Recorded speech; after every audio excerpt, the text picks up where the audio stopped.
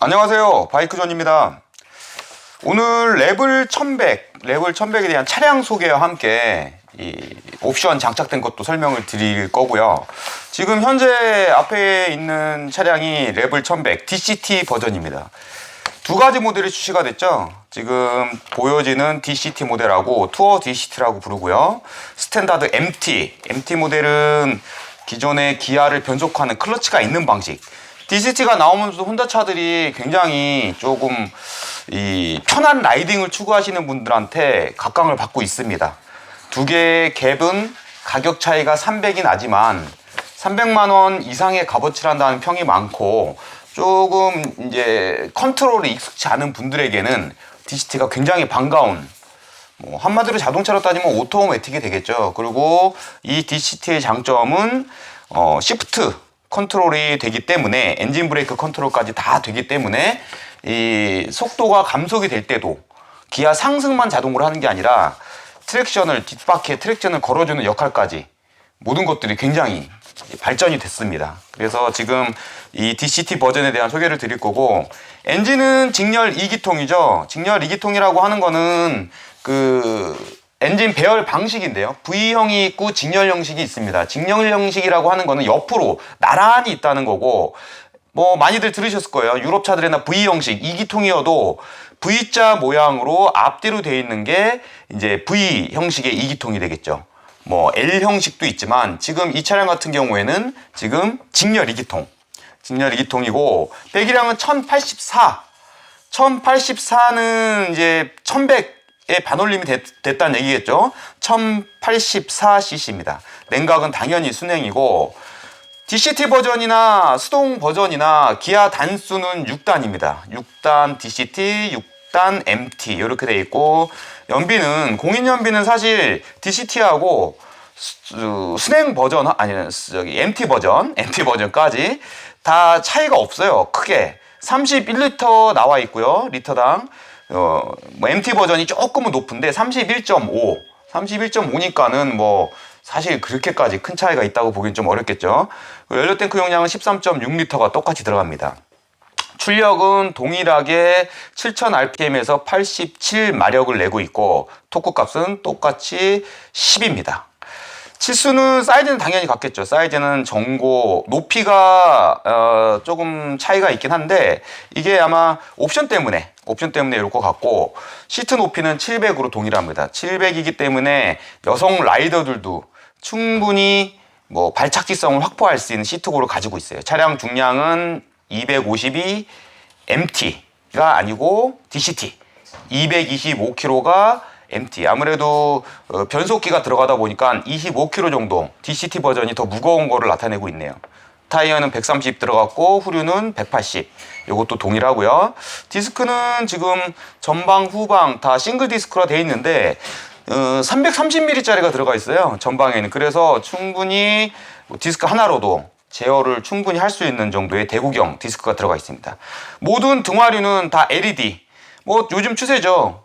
PCX도 120V짜리 PCX도 모든 게 LED로 들어가 있다 보니 이제 당연히 LED로 다 바뀌어져 있습니다. 계기판은 LCD 계기판이고, LCD 계기판도 결국은 전등이 하나도 없다는 얘기겠죠. 한번 살짝 켜서 보여드릴까요? 이렇게 굉장히 화려하면서도 많은 정보를 나타내는 LCD 계기판입니다. 그리고 ABS 또한 앞바퀴, 뒷바퀴 다 작동이 되는 2채널 ABS가 들어가 있고요. 그 다음에 혼다 이 지금 셀렉트 토크 컨트롤, 파워 컨트롤, 좀 전에 말씀드린 엔진 브레이크 컨트롤, DCT 시프트 컨트롤, 그리고 라이딩 모드 또한 4개의 모드로 내가 원하는 주행을 선택을 할 수 있도록 돼 있어요. 크루즈 컨트롤까지 있으니까 장거리 주행하실 때는 굉장히 편하겠죠. 자동차의 크루즈가 아니라 진짜로 지방국도 가보신 분들은 아시겠지만 국도가 아니에요. 요즘엔 다 고속도로라고 보셔도 될 정도로 너무 잘 돼 있고 도로가 너무 좋습니다. 그래서 그런데 갔을 때는 내가 악셀을 땡기고 있는 것조차도 장거리 중에서는 손목에 무리가 가는데 크루즈 컨트롤 있다 그러면 너무 편안하게 라이딩을 즐기실 수 있겠죠. 그리고 이 차에 지금 USB가 있습니다. 기본으로 USB가 장착이 돼 있는데 그 USB가 사용하기가 조금 어려운 부분에 있어요. 제가 좀 설명을 드릴게요. 자, 시트를 열기 위해서는 키를 눌러서 오프가 된 상태에서 눌러서 거꾸로 돌려주시게 되면 시트 앞쪽이 열리고요. 그 다음에 시트는 이렇게 앞쪽으로 들어오시면 빠지고, 이게 USB예요. 이게 USB인데 C타입입니다. C타입 USB를 여기다 꽂아야 되는데 사실 이게 너무 길어요. 그래서 요거는 잘라내고 쓰실 분들은 잘라내고 쓰셔야 될 것 같고, 여기서 뭔가 핸드폰까지 긴 선을 C2C 케이블을 사가지고 연결을 한다 그러면 차 자체에 있는 이 USB도 사용이 가능하실 것 같아요. 이렇게 갖고 있는 기능들에 대해서 조금 이제 설명을 드려봤습니다. 레벨 1100 지금 기다리시는 분들도 많고, 이분 또한 굉장히 오래 기다리셔가지고 차량을 받으셨어요. 그래서 차량을 인수하자마자 저희 쪽에 옵션 의뢰를 주셨고, 옵션이 지금 영상으로 보셨겠지만 이 사이드 케이스하고 앞에 패니어 케이스는 다 DCT 버전은 순정으로 달려 나오는 겁니다. 사이드 케이스, 리어 사이드 케이스하고 프론트, 이거는 MT 버전과 DCT 버전의 차이인데 300만 원의 갭이 이런 데서 날 수 있겠죠. 순정 혼다 케이스들은 상당히 비싸요. 그렇기 때문에 이런 것뿐만 아니라 DCT의 어떤 기능까지 들어갔다 그러면은 생각보다 금액적인 차이가 저는 느껴지지는 않는데, 뭐 적은 돈은 아니니까 이거는 소비자분들께서 판단을 하셔가지고 구매에 참고하셨으면 좋겠어요. 자, 뒤에 사이드 케이스는 사실 제가 이 옵션 한 거에 대한 작업을 하기 위해서 탈거가 되어 있는 상태입니다. 이렇게 얹어 놓긴 했지만 실질적으로 요거를 분리하는 게 어렵지가 않아요. 자, 여기서 한번 볼까요? 지금 5mm 육각, 5mm 육각을 4개로 고정이 되어 있습니다. 얘는 탈착식이 아니에요. 완전 고정 형식인데 얘는 이렇게 볼트가 하나, 둘, 셋, 4개 5mm 육각으로 고정이 되어 있고, 요거는 닫고 열고는 닫은 다음에 열쇠로 여시고 열쇠를 돌리고 누르시면 이렇게 열리게 됩니다. 락을 걸면은 안 열리겠죠, 눌러도. 요렇게 탈거를 해 보겠습니다. 자, 지금 이 사이드 케이스를 탈거를 한 이유는 지금 뒤쪽에 보이시나요? 넘버 플레이트 뒤쪽에 보이시죠? 저 블랙박스, 뭐 필수라고 보여지는, 요즘에는 뭐 필수죠. 블랙박스가 장착을 하기 위해서 리어 팬더를 드러내야 블랙박스에 라인이 들어가기 때문에 이렇게 장착이 돼 있고, 지금 엔진가드, 블랙박스, 그리고 핸들, 스마트폰 거치대까지 그렇게 지금 장착이 되어 있는 모델인데, 뒤에부터 한번 설명을 드릴게요. 자, 뒤에 이 블랙박스를 설치하는 거는 제가 좀 세세하게 작업하는 내용들을 보여드려가지고 했으면 좋은데 생각보다 그렇게 녹록지가 않더라고요. 그래서 지금 장착을 하고, 그래도 참고를 하시라고 제가 어떤 식으로 장착을 해야지 조금이라도 작업하시는 분들이 편할지에 대한 설명을 좀 드리겠습니다. 자, 시트는 열쇠로 이렇게 열면 돼요. 그 다음에 요 뒤에 테일라이트 세트하고 리어 펜다를 드러내야 되는데, 시트야 열쇠로 열었고, 리어 시트 같은 경우에는 6mm 육각 2개 앞뒤로 있습니다. 앞뒤로는 6mm 육각을 풀어주시게 되면 얘는 그냥 빠지겠죠. 그리고 리어 테일 라이트 같은 경우에는 요 안쪽에 위쪽에 5mm 육각이 2개가 있고 밑에 6mm 육각이 2개가 있어요. 자, 안쪽을 한번 보여드릴게요. 저기 좀 어두우니까 제가 후라시로 해서 보여드릴 건데, 자, 보시면은 여기에 있는 게 5mm 육각 2개, 6mm 이렇게 3개를 풀어주시게 되면은 요 텔라이트가 빠집니다. 텔라이트를 뺀 상황에서 리어 펜다는 뒤쪽으로 빼시면 이렇게 빠져요. 그리고 빼보시면 아시겠지만 배선이 이렇게 2개가 가 있습니다. 배선이 그렇게 가 있다는 건 알 수 있는 건 지금 여기 구멍이 이렇게 2개가 나 있죠. 자, 요 구멍이 있다는 거는 결국 배선이 양쪽으로 나와 있다는 얘기고, 그 배선길에 찝히지 않도록 똑같이 리어에 달려 있죠. 뒤쪽에 이제 블랙박스 램즈를 배선을 저는 이쪽 뒤에서 오토바이 앉았을 때 기준으로 오른쪽으로 이렇게 들어가서 지금 이렇게 나왔습니다. 이렇게 나왔어요.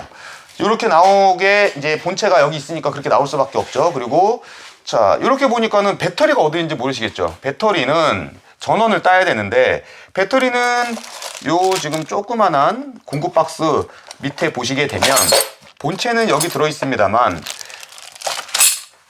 본체를 한번 띄고 보여드릴게요. 여기 십자볼트 두 개가 보이시죠? 요거 풀고 요거를 빼게 되면은 이게 빠지고 요 밑에 배터리가 있어요. 그리고 그 본체의 전원을 이쪽을 열고 이쪽을 여는 것도 한번 보여드리겠습니다. 이게 뭐 레벨 500 같은 경우에는 작업하신 분들 그냥 빠지죠. 뭔가 저걸 걸어주는 장치가 없습니다. 그냥 빠지는데 1100에서는 이렇게 위쪽에 플라스틱 볼트를 하나를 걸어줬어요. 그리고 걸어주는 방식이긴 하지만 요거를 뺀 다음에 뒤를 빼고 살짝 뒤쪽으로 빼주셔야지 빠집니다. 고무 클립이 되어 있긴 한데 고리가 이렇게 보이시죠? 끼고 앞으로 살짝 간다는 얘기겠죠? 그러고 나서 뒤쪽이 고정되니까 이건 더 튼튼하게 빠질 이유가 없을 거고 그 다음에 휴즈 박스가 여기 있어요. 휴즈 박스에서 바로 따셔도 돼요. 저 또한 휴즈 박스에서 OP 당자, 자 위쪽에 보이는 제일 왼쪽에 있는 게 위에서 좌측 위에 있는 게 OP 옵션 단자고요. 옵션 USB 커넥터에서 지금 전원을 땄어요. 전원은 보이시면은 휴즈 박스에 같이 걸어줬는데 두 개가 있죠. 휴즈는 이게 들어오는 전기, 휴즈를 통해서 나가는 전기입니다.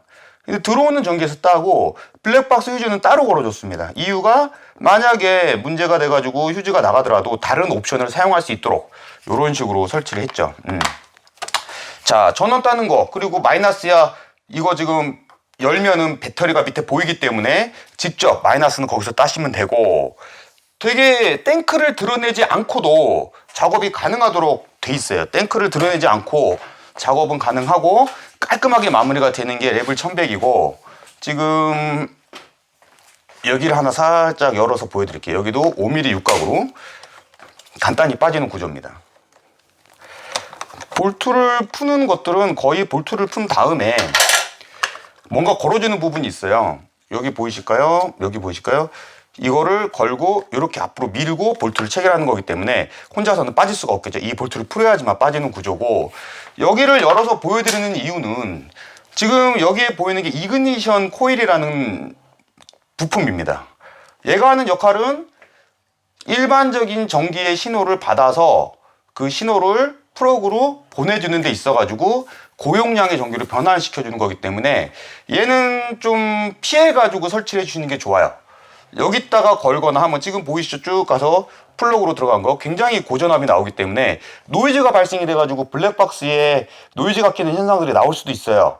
요즘 블랙박스들이 좋아져가지고 그런 현상이 적다 하더라도 뭐 좋을 건 없기 때문에 요거는 피해서 라인을 요렇게 원 배선과 같이 따라가 주는 게 좋을 거라고 생각을 합니다.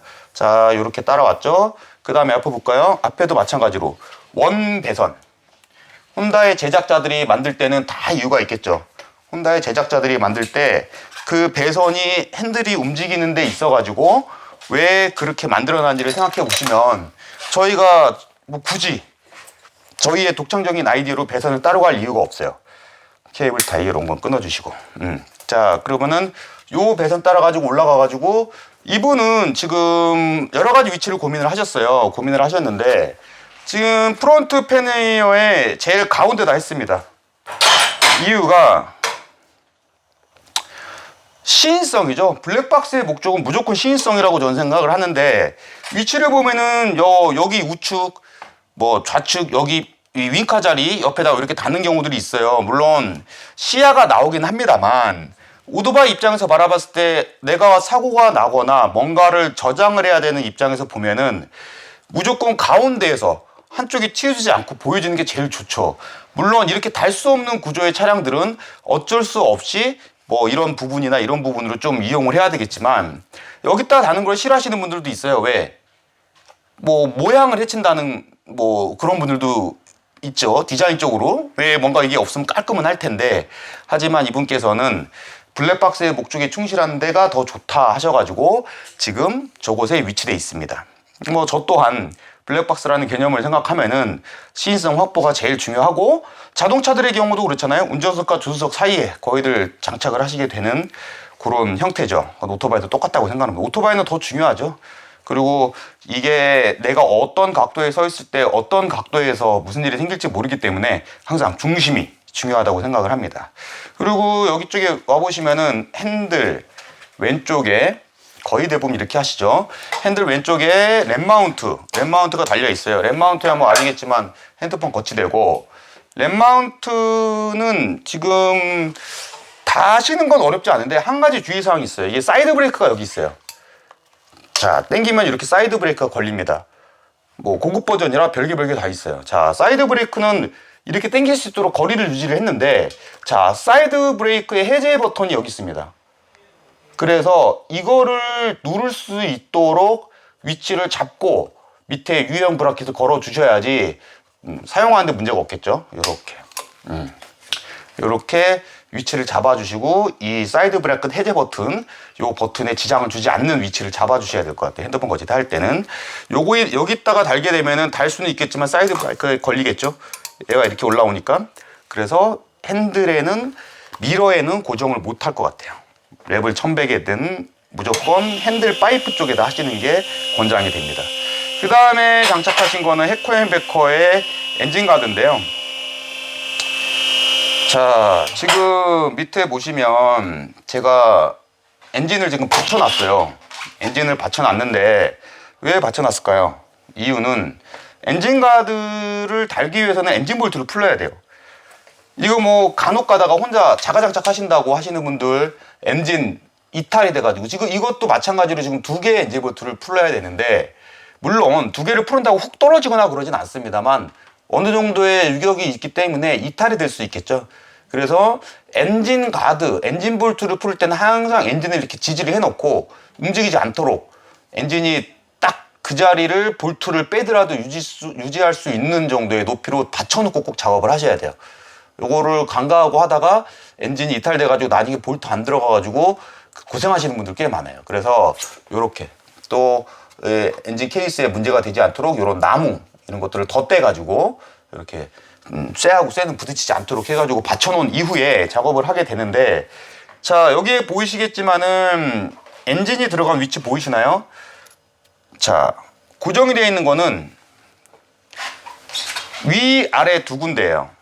위아래 두 군데입니다. 지금 이렇게 들어가 있는 위치가 보이시죠?